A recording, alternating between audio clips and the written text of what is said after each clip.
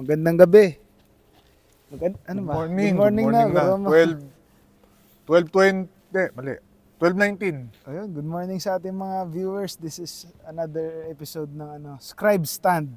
Siyempre, ano na kami, salita about the mga thoughts about our coverage, and kakatapos lang ng coverage namin ng Game 3 ng PBA Governors Cup Finals. Nakaisa ang Barangay Nebra sa TNT 85-73. So they avoided falling into a 0-3 hole. So gaano kalaki tong panalo. Ay, Carlos Sacamos nga pala, syempre andito ako with Inquirer PBA beat reporter Jonas Terrado, tsaka Hello ulit sa inyo. Bolagaan partner ko na, pero ayaw pa niya nahiya pa siya season 2. Pang mga friends lang yun. Pang mga friends lang. Anyway, Nas, anong masabi mo na what does this win mean for Barangay Nebra and the series? Siyempre, down 2-1 pa rin ng Ginebra, but it gives them some confidence na makahabol sa serye, obviously. Pero anong nagpanalo sa Ginebra ngayon is yung depensa nila. Especially nung last 7 minutes when Ginebra was up 68, 67. Nandun yung si Justin Brownlee, kahit struggle siya, may timely three siya, may mga crucial baskets. Pero yung depensa niya and collectively ng Ginebra kay RHJ and the rest of TNT was very crucial na para makakuha siya ng finally isang panalo dito sa PBA Governors Cup Finals. So parang Ginebra gave TNT a dose of its own medicine. Yes. TNT is the team known for its defense, pero siguro tingin mo ba na-figure out ng Ginebra or na-realize nila na dapat sundin natin yung pace ng laro, or dapat yung sundin natin na kailangan defensive muna tayo, like what TNT is known for, para siguro kailangan nila i-grind out, hindi na gumagana muna yung high-powered offense. Siguro kung ikaw yung basketball fan na gusto mo scoring, ganyan, na nasa, kung di man 100, nasa 90, 95 yung score, siguro hindi mo ma-appreciate, but siguro naman dahil finals to, whatever the pace of the game, appreciate mo. And that being said, yung game kanina, pasamaan ng laro eh. Oo nga. And talagang it boiled down to the defense ng Ginebra, especially kay RHJ. Si RHJ, 8 of 26 lang. And although 22 points siya, pero yung balik nung 22 niya, nasa, I think, first half.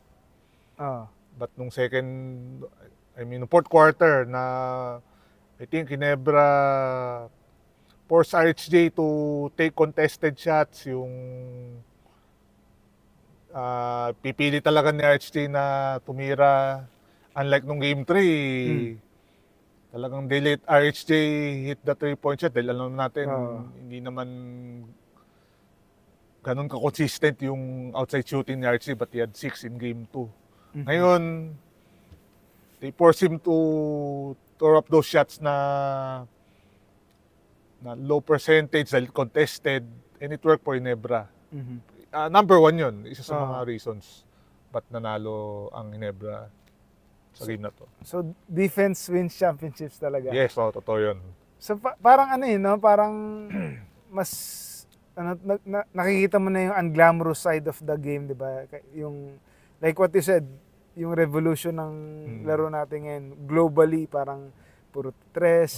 Medyo nag-adapt naman ang Ginebra kahit sa 4 points nga, di ba? Justin Brownlee, nakakailan din yan. Mataas pa yung percentage. But yun nga, pagdating ng finals, parang parang tatanggalin mo na yung mag-focus ka na talaga on the unglamorous side para ito na for all the marbles na no? And parang dahil siguro kung partisan may pinapanigan ka, hindi mo na naiisip yun eh. Except of course, pag puro baldog ang tira, medyo mauurat ka sa yung pace of game. But kung yun ang magiging dahilan para manalo ka, you have to take it regardless. Oo nga eh. Nakakabilib din yung Hinebra na parang yung crucial stretch ng fourth, yung nagpasab si Japet, di ba? Parang may nabanggit siya na post-nasal drip or something na may iniinda siya na konti. Pero hindi naman major yun, pero parang kaya siya nagpasab dahil siguro hindi na makahinga siguro or parang ganun yung intindi ko. But yun nga, despite him coming off, small ball na naman yung although nag-quality minutes sa Joe Devance, but practically nag-small ball sila with JB at, 'di ba, at center. Pero ano masabi mo na they battled through that kind of adversity na wala na naman silang legit na sentro? Yun, yung si Joe Devance, di naman pag siguro sa stats titingnan mo wala eh. Parang pero may mga times na nasa floor siya, parang stabilizer siya eh, na and meron din siyang mga smart things na ginagawa sa court na nakakatulong sa Hinebra. Pero yun nga, speaking of Joe Devance, si Joe Devance, veteran. Ang maganda kasi ngayon sa Hinebra, hindi lang alos lahat nag-contribute, especially isa pong veteran nila si LA, Tenorio. Yun, isa pa yun. Yung pala, hindi ko pa nababanggit. Surprise na starter siya. But again, kung titignan mo historically, hindi naman historically, last season, may mga times na coach team, bilang hugutin niya si LA para when the going gets tough, parang kahit si LA gets going. Limited minutes, subukan niyang kumuha ng something kay LA. And may times hindi nag-work, but tonight nag-work. 9 points, 16 minutes for Hinebra. Siyang, LA is made for these kinds of moments eh. Para siyang Jason Castro ng Hinebra, di ba? Yun nga, oo. Pwede mo i-preserve sa, sa regular season, but when playoffs, ilang beses naka-playoffs na si LA, not just playoffs, but final. So, alam mong maasahan mo talaga si LA. Feeling ko wala nang kaba talaga yan pagdating ng mga gantong klaseng moments eh. So, sakto yung yung pag-deliver ni LA na starter siya. He deserved to be a starter today, and tingnan natin kung anong mga counter yung gagawin ng TNT naman sa So, ang pinaka-final ko, syempre one game lang to, one win lang to para sa Hinebra. But Hinebra itong nakapanalo ng one win eh. And do you think this one win will change the complexion of the series? One win pa lang to pero syempre behind their legions of fans, do you think this is a crucial win to change the momentum? I think it showed na kaya nila, and knowing marami nasasabi si coach team master of sa adjustments. And maganda yung adjustments ng Hinebra, and they stick to it.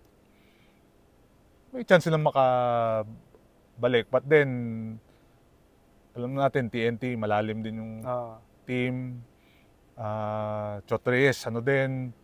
For all the criticisms sa kanya sa national team, hindi mo rin isasantabi na he's one of the greatest coaches to ever sa Philippine basketball. And I'm sure he and his staff will make the adjustments. And yung TNT kanina, bago yung mga last 6-7 minutes, kahit si Hinebra yung nagdi-dictate ng laro, nandun pa rin yung TNT. Hindi sila, kumbaga, hindi lumalayo.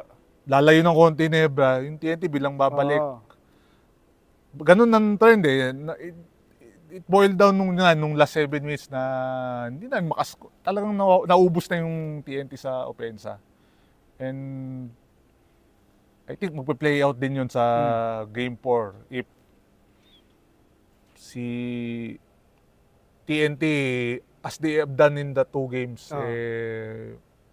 magkakaroon sila ng sagot dun sa ginawa ngayon ng Hinebra and whatever Hinebra will do in Game 4. Tingin ko naman, TNT pa rin ang liamado dito and they still control the series. Pero yun nga, Hinebra was the team that got the victory, and if you get the victory with those fans behind you, ibang klase yun eh. So, at least Hinebra made the series interesting or made it a series.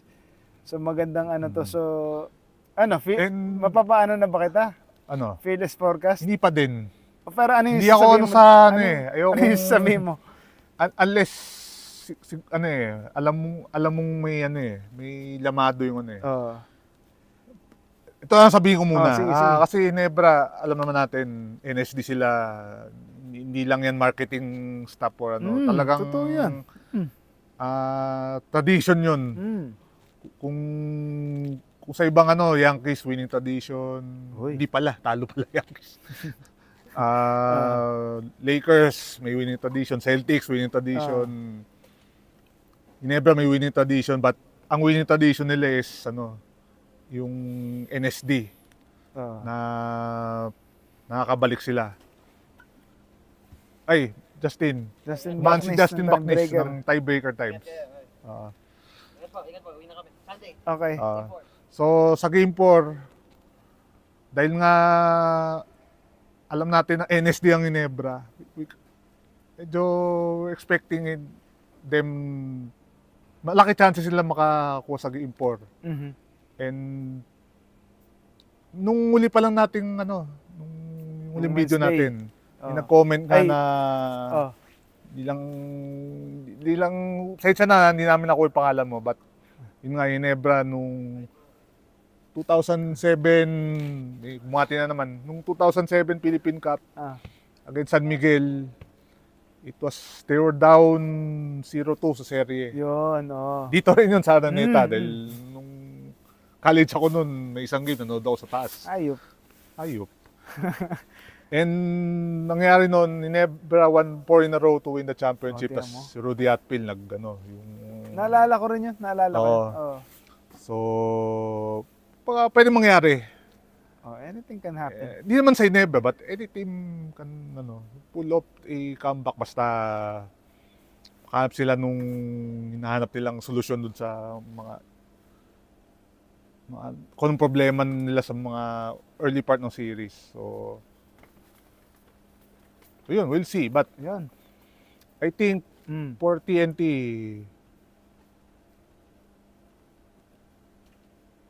bagad, kung ano yung what made them successful sa first 2 games, they have to make it better sa game 4.